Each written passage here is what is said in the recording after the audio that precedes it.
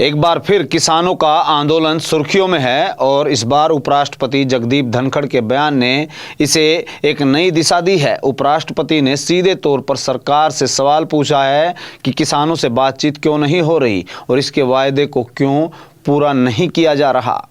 धनखड़ का यह बयान मोदी सरकार के लिए मुश्किलें बढ़ाने वाला साबित हो सकता है, खासकर जब आगामी 6 दिसंबर को किसानों का दिल्ली कूच होने वाला है। इस बयान ने किसानों के आंदोलन को नई हवा दी है और इसे रणनीतिक रूप से भी देखा जा रहा है।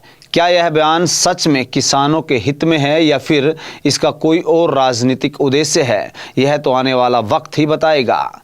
इससे पहले भी जम्मू कश्मीर के पूर्व उपराज्यपाल और जाट नेता सत्यपाल मलिक ने किसानों के हक में बयान दिए थे और प्रधानमंत्री मोदी पर भी तीखा हमला किया था। मलिक ने पीएम मोदी पर आरोप लगाया था कि किसानों की मौत पर उनकी प्रतिक्रिया बेहद ही निराशाजनक थी। नमस्कार, आप देख रहे हैं सिटी तहलका, मैं हूं आपके साथ जितेंद्र अहलावत। किसानों का आंदोलन एक बार फिर से राजनीतिक और सार्वजनिक बहस का केंद्र बन चुका है। इस बार उपराष्ट्रपति जगदीप धनखड़ के बयान ने उसे नया मोड़ दे दिया है। उपराष्ट्रपति ने सरकार पर सीधा हमला करते हुए किसानों के मुद्दे को उठाया और केंद्र सरकार से पूछा कि किसानों से बातचीत क्यों नहीं हो रही, सरकार ने किसानों से किए गए वायदों को क्यों नहीं निभाया। यह बयान इसलिए भी महत्वपूर्ण है क्योंकि उपराष्ट्रपति ने इस मुद्दे पर कृषि मंत्री से सीधे सवाल किए हैं। इस बात की चिंता जताई है कि किसान संकट में हैं और आंदोलन कर रहे हैं और सरकार उनकी समस्याओं को हल करने के लिए कोई ठोस कदम क्यों नहीं उठा रही। उपराष्ट्रपति ने कृषि मंत्री से यह सवाल भी किया, क्या किसानों से कोई वायदा जो किया गया था वह वायदा क्यों नहीं निभाया गया। इस सवाल ने सरकार को दबाव में डालने का काम किया है और किसानों के आंदोलन को नई दिशा दी है। क्या यह बयान रणनीति का हिस्सा है, इस पर भी गौर फरमाते हैं। अब सवाल यह उठता है, क्या उपराष्ट्रपति का यह बयान किसी रणनीति का हिस्सा है या फिर यह अचानक वक्तव्य की गई चिंता का एक परिणाम है। राजनीतिक विश्लेषक इस बयान को विभिन्न दृष्टिकोण से देख रहे हैं।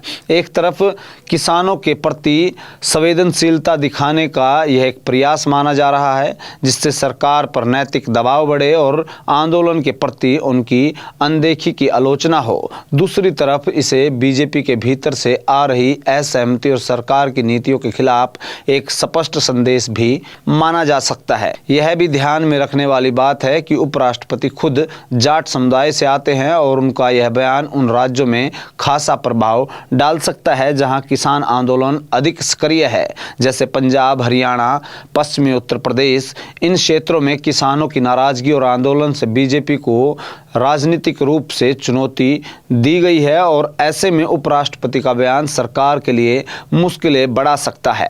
इससे पहले यदि बात की जाए तो सत्यपाल मलिक का पहले भी इस तरीके से बयान आ चुका है।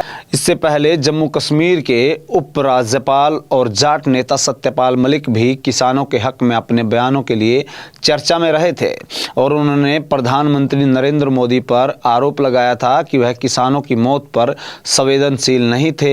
मलिक ने खुद बयान दिया था कि जब वह पीएम मोदी से मिले थे और किसानों की मौत का जिक्र किया तो पीएम मोदी की प्रतिक्रिया बहुत ही अहंकारी थी। मलिक के मुताबिक पीएम मोदी ने यह कहा था, क्या मेरे लिए मरे हैं। इस घटना से मलिक बेहद नाराज हुए थे और उन्होंने प्रधानमंत्री की इस पर आलोचना भी की थी। अब इस पूरे मामले में जहां किसान आंदोलन अब फिर से दोबारा शुरू होने जा रहा है तो इसमें धनखड़ के बयान के बाद विपक्ष भी सरकार पर निशाना साधने का कोई मौका छोड़ने को तैयार नहीं है। कांग्रेस पार्टी ने उपराष्ट्रपति के बयान का समर्थन करते हुए सरकार से सवाल किया है कि वह एमएसपी यानी न्यूनतम समर्थन मूल्य को लेकर अपने वायदों को कब पूरा करेगी। कांग्रेस महासचिव जयराम रमेश भी इस पर सवाल उठाते हुए कहते हैं कि कांग्रेस लगातार यह सवाल पूछ रही है एमएसपी को कानूनी गारंटी कब मिलेगी और साथ ही उन्होंने यह भी पूछा कि स्वामीनाथन आयोग के फार्मूले को लागू करने का वादा कब पूरा किया जाएगा। अब वहीं विपक्ष का कहना है कि सरकार ने किसानों से जो वायदे किए थे उन्हें समय रहते पूरा नहीं किया गया और इस कारण से किसानों का आंदोलन अब भी जारी है। यही नहीं, विपक्षी दल यह भी सवाल उठा रहे हैं कि सरकार ने पूंजीपतियों को कर्ज राहत देने के समय जो कदम उठाए थे, क्या उसी तरीके से राहत किसानों को भी दी जाएगी। 6 दिसंबर को अब दिल्ली कूच का ऐलान कर चुके हैं, जिससे अब सरकार की चिंता बढ़ना लाजमी है। किसानों का आंदोलन अब पहले चरण में पहुंच चुका है।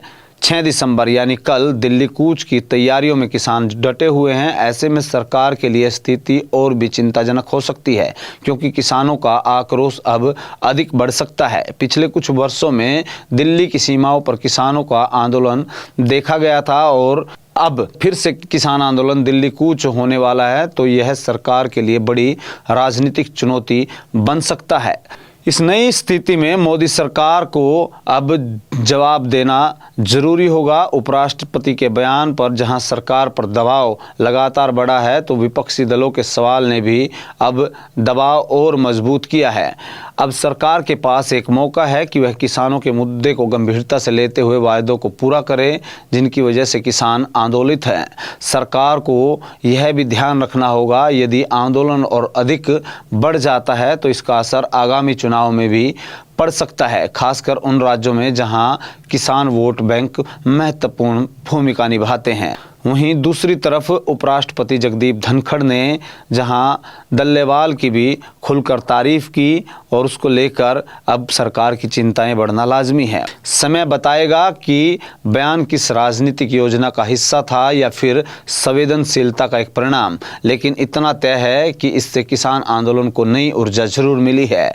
अब यह देखना होगा कि इस पर सरकार किस तरीके की प्रतिक्रिया करती है और किसानों के आंदोलन का भविष्य अब क्या होगा।